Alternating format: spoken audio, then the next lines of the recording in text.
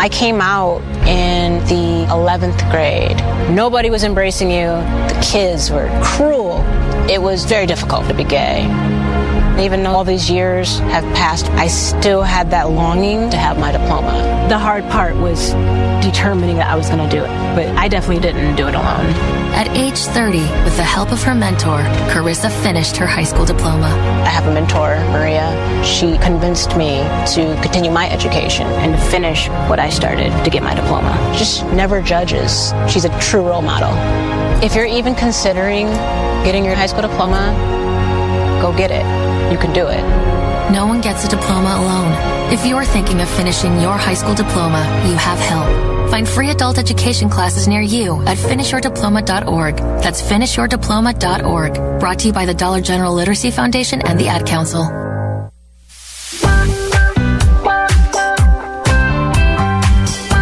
Welcome back to Lion Tales, powered by the Nassau Community College Foundation, on the voice of Nassau Community College, 90.3 WHPC. I'm your host, Dr. Lynnda Nadien, along with Aurora Workman, and our guest today is Dr. Fred L. Holtz, a doctor of clinical and school psychology. He has published articles and conducted workshops on coping with stress and on improving communication in relationships. So you're the author of 10 Ways to Reduce Stress and Anxiety. And why did you find it important to write this book? Because people don't realize that relaxation is a skill that takes practice. People assume, oh yeah, okay, I can relax. But the way I present it is, if you wanted to be a great baseball player, if I wanted to be a great baseball player, I would have to practice, in my case, quite a lot. So, like anything else, relaxation is a skill. To actively relax, you have to practice. You have to do it a little bit every day, just like going to the gym or anything else you want to do. And I do find that anxiety is a base of many problems and disorders that people have. And it's the easiest thing to actually treat. So why not emphasize how to relax? And then how do you know when you're facing stress or anxiety as opposed to just feeling nervous? Well, right now I'm feeling nervous, but but it doesn't affect. Once it affects your functioning, once you're not able to work properly, or you're distracted, or you can't focus on your schoolwork, or can't focus on your driving, once it affects your day-to-day life, that's why people seek help. Mm-hmm. Everybody has anxiety. That's normal. That's good, actually. Yeah. It's motivating. And then through your experience, can you tell us one of the difficulties that most students face when they are transitioning into college for the first time? Absolutely. So one of the main things that we find in our private practice is not the academics so much, not the adjustment to academics, but the social skills. We have found over and over again that they don't succeed. If they don't succeed in college, or if they have difficulty, it's because of not lack of social skills, but a new set of social skills that they may need. Yes. And that's been an emphasis in our practice for quite some time right now. Well, what are some of the things that impede students from, being they come from high school and then they get to the college and then they become... Is it sort of environmental when you move, if you do go away to school? Or? They're in a new environment. They have to self-advocate. High school is an unusual kind of world, but it's also a little sheltered.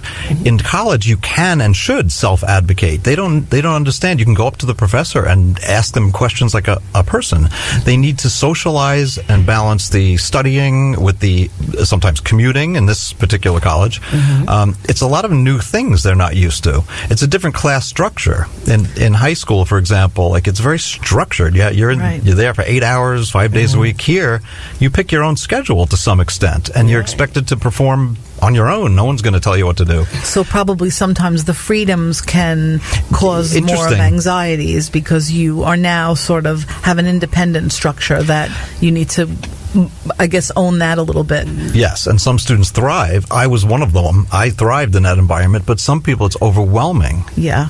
That's why I actually advocate this particular college, because it's a good transition from high school to college. I like the organizational part, but I do like the freedom. Yes. And some students probably need a little bit more of an advisor and help.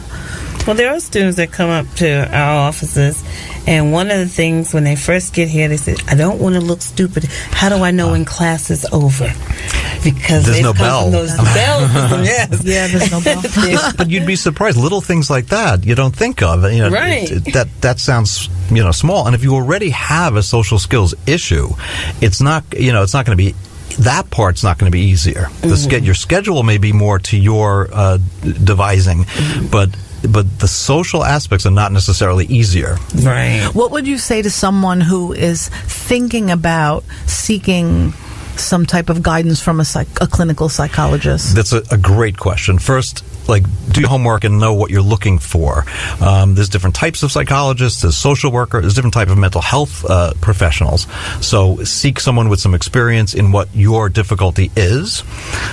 Call whatever office they have, and you should know how they should call you back within 24 hours. There's no excuse not to call you back. So you get a feel for what type of practice it is right away before you even set foot in the practice. Go online. These days, they definitely should have a website. They should have some kind of outreach. Like any other good consumer, you should check out with the service that you're looking for. And then, are they warm? Do they relate to you? Are they talking to you? Yeah. How about family therapy when it comes to, bereavement and, consistently going to therapy sessions as opposed to one session and then you think you're cured? And I told you before we were on the air, I've had parents say, oh, we have to come back, a second time. Yeah. So it is a bit of a commitment. It shouldn't last forever. Our type of therapy, CBT, is not designed to have you there forever. It's time limited. It can be 10 weeks. It can be 16 weeks, depending on what the issue is.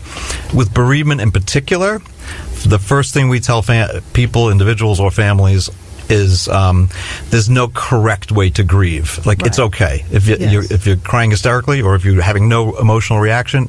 It's all right.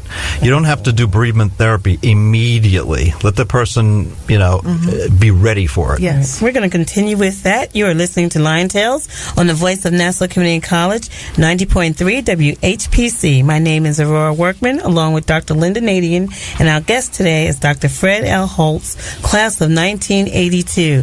Now, we were talking about bereavement and those kind of counselings and knowing when there's no time limit on grieving, and we a lot of times run into students who may have lost a parent years before or still things take.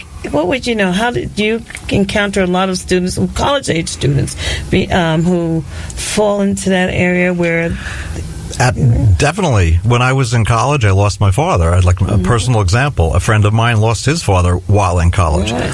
So you have to remain focused on the college. It's very tough to maintain. You have to go to class. You have to do all that stuff. Right. Reaching out to someone helps. Just bereavement can be complicated, but having someone to talk to and guide you along the way and tell you that it's okay to feel the different feelings you're having.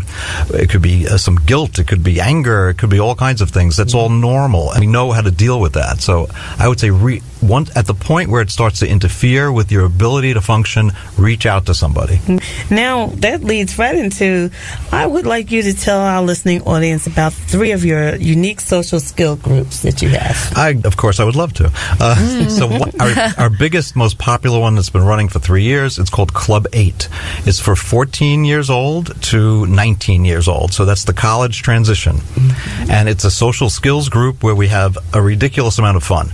We fly drones, we race robots, we launch rockets, we make small films, we do live, we go to places of business and get behind the scenes tours. So it's for teens mostly who have social skills issues, or they want to improve their social skills. They want to be more assertive, they want to be more talkative, or they want to learn how to make friends, and they do make friends. So this has been running, it runs for 8-week sort of semesters, and we take 8 students each, and that's why it's called Club 8. Okay. And it's very successful, and it's very unique. Wonderful. Yeah. And your next one? We have a brand new group. It's on its 3rd session. It's called PRISM. It's for LGBTQIAA+. I'm going to get every one of those in. And it's a wonderful comfortable, all-inclusive atmosphere where we also do very innovative things, and that meets also once a week. And a third one. Well, we have social skills groups for littler kids. It's called the Heroes program. It goes. There's 3 different age groups, also focusing on social skills in a fun environment. That's the message. That's wonderful, because a lot of again with the social skills, that is one of the important skills that the students need in terms of class. And when I notice they come from different schools and they find themselves on Nassau Community College campus, yes, and then they're staring at each other. Yeah, a little bit. So we do find that social skills is not the answer to everything, but it's a big component on school success, in my opinion and my experience. So we sort of emphasize that. Can you give a few words of encouragement to our listeners who are going through challenging daily situations and they may not know what to do in terms of asking for help? I would be so happy to. First of all, I'm going to say you can do it. I was a terrible high school student, awful. Hideous. Yeah. I had adversities in my life, but I stuck with Nassau Community College, and I went ahead.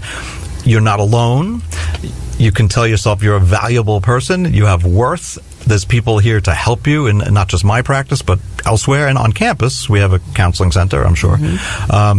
You can do it. People have done it. People have done it with worse adversity. Right. So I would encourage them to the max, and to seek help if you find it's interfering. Yeah, with the actual day-to-day. Yes, with day-to-day your functioning. day-to-day operation and functioning. Right, and that's where you find students and parents. I have parents who are bringing their students onto campus now, just so they can get acclimated before the orientation. And, we encourage them to walk around, and I say, Mom, you're not going to be here when he comes. Yeah, and I think once they get sort of a visual, then it makes you feel a little bit more comfortable on the first day out when you're going through your schedule for the first time.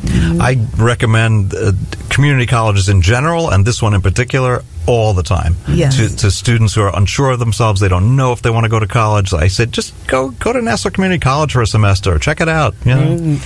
What is one of the important things that you want our listening audiences to really know about Psychological Services of Long Island?